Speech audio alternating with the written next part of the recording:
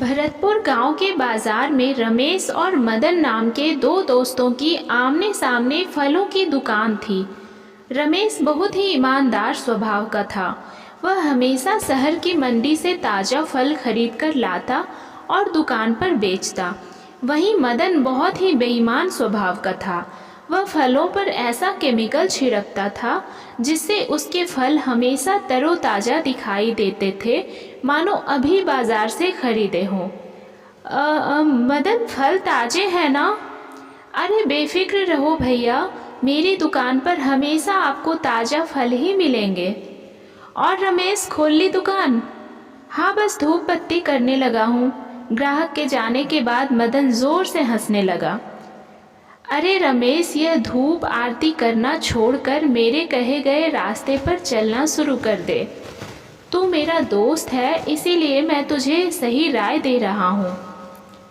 थोड़ी बेईमानी करना शुरू कर, नहीं तो पूजा आरती में रहकर सारा दिन मक्खियाँ ही मारता रहेगा।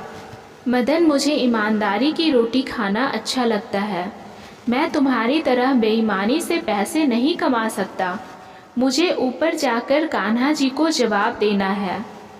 रमेश मदन की बातों पर ध्यान नहीं देता था। भले ही वह कम कमाता था, पर ईमानदारी की रोटी खाता था। मदन जानबूझकर फल सस्ते दामों पर बेचता था, क्योंकि उसे पता था कि उसके फल बासी और पुराने हैं।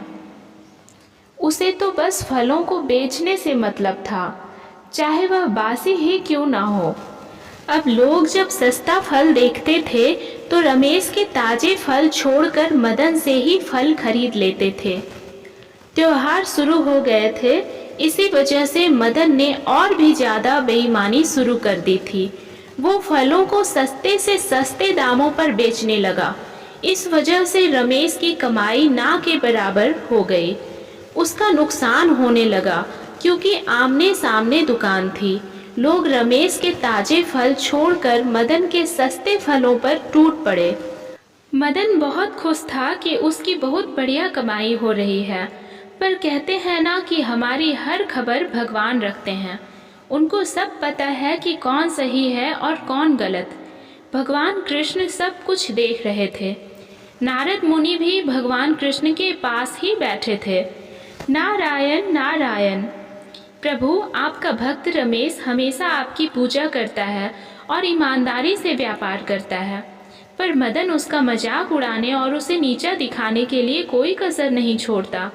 मुझे लगता है प्रभु, आपको मदन को सही राह पर लाने के लिए पृथ्वी लोक पर जाना चाहिए। आप एक व्यापारी बनकर वहां जाएं और मदन को उसकी गलती का एहसास कराएं। ठीक है देवर्षि, मैं स्वयं व्यापारी बनकर धरती पर जाऊंगा और मदन को सही राह पर लाऊंगा। भगवान कृष्ण ने एक धनी व्यापारी का रूप धारण किया और सीधी मदन की दुकान पर पहुँचे। मदन सुबह सुबह एक बड़े व्यापारी को देखकर खुश हो गया। आइए आइए सेठ जी, कहिए कौन से फल देने हैं, बताइए। फल तो सभी प्रकार के लेने हैं मुझे। अब व्यापार करने निकला हूँ तो थोड़ी परख तो रखूँगा ही। मैं केवल वही फल खरीदूंगा जिनमें कोई केमिकल नहीं हो और जो बिल्कुल ताज़े हो। बासी फल नहीं खरीदूंगा। अरे सेठ जी, आप चिंता मत करो, यह फल बिल्कुल ताज़े हैं और इनमें कोई केमिकल नहीं है। ठीक है, एक काम करता हूँ। मुझे अभी तुम्हारी बातों पर विश्वास नहीं हो रहा, क्योंकि मुझे बड़ा व्यापार करना है। पहले मैं तुमसे थोड़े फल खरीद लूँगा, उसके पश्चात ही मुझे फल स्वादिष्ट लगे तो मैं तुमसे आगे का व्यापार करूँगा। लाओ, मुझे सभी फल थोड़े थोड़े बांध दो। अच्छा ठीक है सेठ जी, जैसी आपकी मर्जी, पर मुझे पता है आप लौट कर मेरी ही दुकान पर आओगे। पूरा बाजार घूम लो, मेरी दुकान से बढ़िया फल आपको कहीं नहीं मिलने वाले। मदन से फल लेकर व्यापारी बने कृष्ण जी दुकान से उतरे और रमेश की दुकान पर जाने लगे। मदन चौंकते हुए बोला, सेठ जी, वहाँ क्यों जा रहे हो? वहाँ कुछ नहीं मिलेगा, वो तो बहुत महंगे फल बेचता है। देख नहीं रहे हो, उसकी दुकान बिल्कुल खाली है, एक भी ग्राहक नहीं है। मुझे दोनों दुकानों से फल खरीदने हैं। मैं तो व्यापारी हूँ, हर दुकान पर जाकर देखूंगा तो ज़रूर, और जहाँ सही लगेगा वहीं से आगे का व्यापार करूंगा। व्यापारी बने भगवान कृष्ण रमेश की दुकान पर पहुँचे। रमेश उस समय भगवान कृष्ण की धूप आरती कर रहा था। यह देखकर कृष्ण जी मन ही मन बहुत प्रसन्न हुए और बोले, भैया मुझे फल चाहिए, परंतु वह ताज़ा और बिना केमिकल के हो। सेठ जी, मेरे फल ताज़े हैं, बिना किसी केमिकल के। मैं भगवान कृष्ण की पूजा करता हूँ और उन्हीं का नाम लेकर ताज़े फल भी खरीदता हूँ और बेचता भी हूँ। जो भी है आपके सामने है, आप बता दीजिए आपको कौन से फल चाहिए। अच्छा ये बात है, लाओ फिर एक सेब काट कर खिलाओ, मैं स्वाद चखता हूँ। मैंने सामने की दुकान से भी कुछ फल खरीदे हैं, मुझे जिसके फल ज़्यादा स्वादिष्ट लगे मैं उसी के साथ व्यापार करूँगा। मदन अपनी दुकान पर बैठा सब कुछ देख रहा था। वह थोड़ा घबरा गया क्योंकि वो जानता था कि उसके फल ताज़े नहीं हैं। भगवान कृष्ण तो ये बात पहले ही जानते थे, वो तो बस लीला रच रहे थे। मुझे तो तुम्हारे फल बहुत स्वादिष्ट लगे। मैंने तो सोच लिया है, वो सामने की दुकान के फलों में वह स्वाद नहीं जो तुम्हारे फलों में है। मैं तुमसे ही व्यापार करूँगा। मैं तुम्हें आज ही 100 किलो आम का ऑर्डर लिखवा रहा हूँ, पर आम रसीले और बढ़िया मीठे होने चाहिए। आम की जो भी कीमत है मुझे बता दो। एक पल के लिए तो रमेश हैरान रह गया, क्योंकि पिछले कई महीनों से उसकी बिक्री हो ही नहीं रही थी।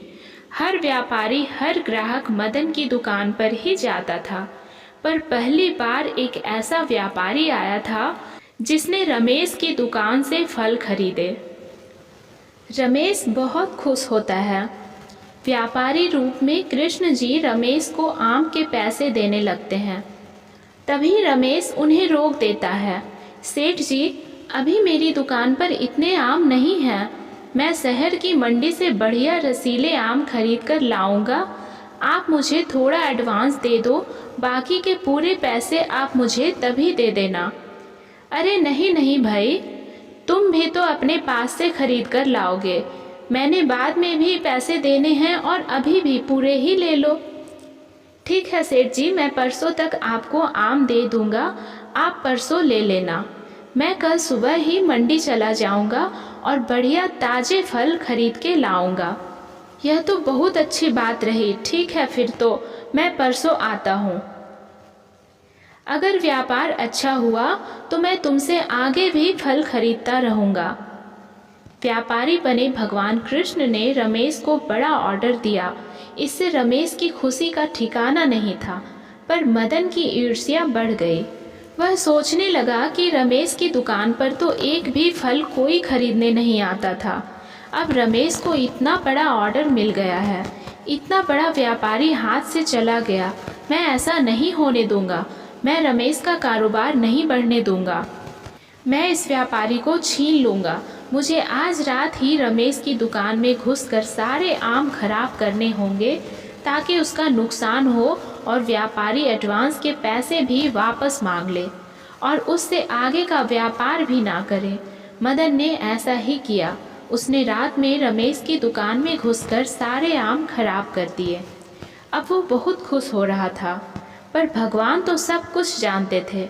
रमेश बहुत दुखी था। व्यापारी के रूप में एक बार फिर से भगवान उसके पास आए और बोले, रमेश, इन सब में तुम्हारा कोई दोष नहीं। मैं तुमसे अभी भी व्यापार करूँगा। यह लो, ये उन आमों के पैसे जो खराब हुए हैं, और बाकी के ये और पैसे रखो। मेरे लिए और आम खरीद कर ले आना। मैं कल ज़रूर आऊँगा। आपका बहुत बहुत धन्यवाद सेठ जी। आप तो मेरे लिए साक्षात भगवान के रूप में आए हो। मैं तो बहुत हिम्मत हार रहा था कि आपको क्या जवाब दूंगा। सेठ जी, इतने समय से मेरी दुकान पर कोई कमाई नहीं हो रही थी, पर आपने मेरी सारी परेशानियां दूर कर दी। बहुत बहुत धन्यवाद सेठ जी। भगवान श्री कृष्ण ने रमेश को सारे आमों के पैसे दिए और वहां से चले गए। पता नहीं कैसे कैसे मूर्ख व्यापारी आ जाते हैं बाजार में। देखो तो सारे पैसे पकड़ा कर चला गया। आज रात को फिर से आम खराब कर दूंगा। इसका व्यापार तो मैं चलने नहीं दूंगा। अब की बार तो यह मूर्ख व्यापारी भी अपने पैसे वापस मांग लेगा। मदन आधी रात को रमेश की दुकान का ताला तोड़कर सारे आम खराब करने के लिए पहुंचा। व्यापारी रूप में भगवान श्री कृष्ण वहां उसका इंतजार कर रहे थे। उन्हें देखकर मदन घबरा गया और वहां से भागने लगा। भगवान कृष्ण ने उसे पकड़ लिया। मदन उनसे क्षमा मांगने लगा। मैं जानता था यह सब तुम ही कर रहे हो, इसीलिए मैं तुम्हारा ही इंतजार कर रहा था। कहो तो पुलिस को पकड़वा दूं? बोलो फिर सारी उम्र जेल में सजा काटना। मैं जानता हूँ कि तुम केमिकल छिड़क कर फल बेचते हो। मैं सारी बात पुलिस को बता दूंगा। तुमने ही रमेश की दुकान तोड़कर सारे आम खराब किए हैं। बोलो तो बता दूं? नहीं सेठ जी, सेठ जी मुझे माफ़ कर दो। मैं अब कुछ ऐसा नहीं करूँगा। मैं अपनी गलतियों को सुधारूंगा। मैं वादा करता हूँ कि आगे से ईमानदारी से व्यापार करूँगा। सेठ जी मुझे माफ़ कर दो। ठीक है, अगर मुझे ज़रा सा भी पता चला कि तुमने फिर से बेईमानी की है या फिर कोई भी धोखाधड़ी से व्यापार किया है तो मैं तुरंत तुम्हारी खबर कर दूंगा। मैं तुम पर नज़र रखूंगा। जाओ, अब यहाँ से चले जाओ और ईमानदारी से काम करो। हाँ, मैं आपसे वादा करता हूँ, अब मैं ऐसी भूल कभी नहीं करूँगा। मदन डर गया था कि उसकी चोरी पकड़ी गई है, इसलिए उसने अपनी भूल को सुधारना ही ठीक समझा। भगवान कृष्ण ने व्यापारी बनकर रमेश की बिक्री को बढ़ाया, साथ ही मदन को भी सबक सिखाया और ईमानदारी पर चलने का सही मार्ग भी दिखाया। भगवान कृष्ण ने अपने भक्त रमेश के जीवन में आई सभी परेशानियों को दूर कर दिया। इस कहानी से हमें यही सीख मिलती है कि हमें सदैव ईमानदारी के मार्ग पर चलना चाहिए, तभी भगवान भी हमारा साथ देते हैं। एक गांव में चंदन प्रकाश नाम के एक पंडित जी रहते थे। वह भगवान शिव के परम भक्त थे। चंदन प्रकाश रोज सुबह ब्रह्म मुहूर्त में उठकर भगवान शिव का पूजन आरती किया करते थे। जो कुछ भी दान दक्षिणा में आता उसी से पंडित जी अपना गुजारा करते थे। पंडित जी के पास भले ही खुद के लिए इतना नहीं था, फिर भी वह स्वभाव के बहुत दयालु थे। जब भी कोई ज़रूरतमंद मिल जाता वह अपनी क्षमता के अनुसार उसकी सेवा ज़रूर करते थे। ओम नमः शिवाय। ये लो माई, ये कुछ फल और अनाज रखो, ये तुम्हारे काम आएगा। अब तो ठीक है ना? हाँ हाँ पंडित जी, यह तो बहुत है। भगवान आपको हर खुशी दे। पंडित जी के इस दानी स्वभाव से उनकी पत्नी उनसे कभी कभी गुस्सा हो जाती थी। सुनो जी, मंदिर में दान दक्षिणा में आए सामान को तुम यूं ही औरों में बांट देते हो और घर में कितनी तंगी है यह भी तो सोचा करो। ओम नमः शिवाय। कोई बात नहीं सरला, हमसे ज़्यादा उन गरीब अम्मा को उस सामान की ज़रूरत थी और फिर भगवान शिव के होते कभी मत सोचना कि हमें जीवन में कोई परेशानी आएगी। भगवान भोलेनाथ तो सारे दुखों को हरने वाले हैं। यदि हमारे जीवन में दुख आएगा तो वह क्षण भर में हर लेंगे। एक समय ऐसा आया जब मंदिर में दान दक्षिणा कम आने लगी, जिससे पंडित जी को आर्थिक तंगी का सामना करना पड़ा। घर की मूल आवश्यकताओं की पूर्ति नहीं होने के कारण वे दुखी रहने लगे। इसी तरह दिन बीतने लगे। एक दिन महाशिवरात्रि के दिन आया। उस दिन भी पंडित जी हमेशा की तरह प्रातःकाल उठे और मंदिर की ओर चल पड़े। पंडित जी ओम नमः शिवाय का जाप करते जा रहे थे। ओम नमः शिवाय, ओम नमः शिवाय, ओम नमः शिवाय, ओम नमः शिवाय। संयोग से देवी पार्वती और भगवान शिव इसी रास्ते से भ्रमण कर रहे थे। देवी पार्वती ने पंडित जी को देखा। वे भगवान शिव से बोली, प्रभु, पंडित जी आपकी कितनी पूजा और सेवा करते हैं। आज भी उनके चेहरे पर शिवरात्रि के शुभ अवसर पर इतनी परेशानियां होने के बाद भी एक उत्साह है। ये सदैव गरीबों की भी मदद करते हैं। वह स्वयं जीविकोपार्जन के लिए बहुत कम कमा पाते हैं। फिर भी उनकी आपके प्रति आस्था कम नहीं होती। आज महाशिवरात्रि का पावन उत्सव है, आप अपने भक्त की सहायता कीजिए प्रभु। भगवान शिव कहते हैं, देवी पार्वती, अपने भक्तों की चिंता मुझे सदैव रहती है और वे भक्त जो सदैव गरीब और ज़रूरतमंद की सहायता के लिए तत्पर रहते हैं, ऐसे भक्तों के लिए मैं सदैव उपस्थित रहता हूँ। आप निश्चिंत रहिए। आज पंडित जी मेरे शिवलिंग पर जितने बेलपत्र भी चढ़ाएंगे, वही बेलपत्र आज रात्रि में पंडित जी को धनवान बना देंगे। यह बातचीत करके पार्वती जी और शिव जी तो चल दिए, किंतु उसी समय उस राह से एक व्यापारी गुजर रहा था। उसने शिव पार्वती का यह वार्तालाप सुन लिया। अगर चढ़ाए हुए बेलपत्र से वह पंडित धनवान हो सकता है, तो फिर मैं क्यों नहीं हो सकता। मैं आज ही उससे जाकर मंदिर में चढ़ाए हुए सारे बेलपत्र खरीद लूँगा।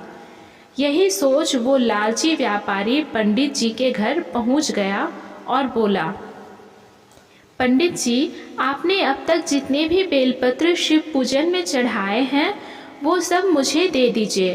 बदले में मैं आपको 100 स्वर्ण मुद्राएं दूंगा। सरला, ये सेठ जी मुझसे क्या मांग रहे हैं? ये बेलपत्र तो मैंने शिव जी की पूजा अर्चना में चढ़ाए हैं। सुनो जी, हमें धन की ज़रूरत है और क्या पता इन सेठ जी को उनके बेलपत्रों की हमसे ज़्यादा आवश्यकता हो, इसलिए आप दे दो। इसके पश्चात पंडित जी ने सारे बेलपत्र बोरे में भरकर व्यापारी को दे दिए। व्यापारी बोरा लेकर मंदिर पहुंचा और शिवलिंग पर चढ़ाकर देखने लगा, हे शिव, अब जल्दी से वह कृपा मुझ पर कर दो जो आप पंडित पर करने वाले थे। देखो, मैं सारे बेलपत्र ले आया हूँ। हो सकता है भगवान शिव थोड़ी देर में मुझ पर कृपा करें। यहीं बैठकर प्रतीक्षा करता हूँ। प्रतीक्षा करते करते सेठ जी को आधी रात हो गई। सेठ जी चमत्कार देखने के लिए बहुत उतावले हो रहे थे। आखिर तीसरा पहर गुजरने के बाद सेठ जी के सब्र का बांध टूट ही गया और क्रोध में आकर सेठ जी शिवलिंग को झकझोरने लगे। सेठ के हाथ शिवलिंग से ही चिपके रह गए। सेठ ने बहुत प्रयास किया, किंतु उसके हाथ हिले तक नहीं। थक हार कर वह शिव जी से क्षमा याचना करने लगा, हे शिव शंकर, यह क्या हो गया? मेरे हाथ इस शिवलिंग से हट क्यों नहीं रहे हैं? तभी शिवलिंग में से आवाज़ आई, लोभी सेठ, जिस पंडित से तुमने यह बेलपत्र खरीदे हैं, उसे तुम 1000 स्वर्ण मुद्राएं दोगे। यदि तुम इसे स्वीकार करते हो, तभी तुम्हारे हाथ इस शिवलिंग से अलग होंगे। हाँ हाँ प्रभु, हाँ, मैं उसे 1000 स्वर्ण मुद्राएं अवश्य दूंगा, पर मुझे क्षमा कर दीजिए प्रभु, मैं आगे से कभी भी लालच नहीं करूंगा। सदैव निष्काम निस्वार्थ भावना से दूसरों की मदद करूंगा। भगवान भोलेनाथ ने व्यापारी को क्षमा कर दिया और उसके हाथ शिवलिंग से अलग हो गए। उसके पश्चात उस व्यापारी ने पंडित जी को भेंट स्वरूप 1000 स्वर्ण मुद्राएं दी। शिव जी का कथन सत्य हुआ। पंडित जी के जीवन के सारे दुख दूर हो गए। सच है, जो भी प्राणी सच्चे हृदय से भगवान शिव को याद करता है, शिवरात्रि का व्रत रखता है, भगवान शिव उसके जीवन के सारे दुख हर लेते हैं और सदैव उनकी कृपा बनी रहती है। प्रिय दोस्तों, कमेंट में हर हर महादेव लिखना ना भूलें और इस वीडियो को बस 3 लोगों को शेयर करें। अवश्य ही आपके मन की सभी इच्छाएं पूरी होगी और साथ ही इस चैनल को लाइक और सब्सक्राइब करें, ताकि हम सभी एक साथ मिलकर ज्ञान की प्राप्ति करें और इस जीवन को सार्थक बनाएं। धन्यवाद। हर हर महादेव।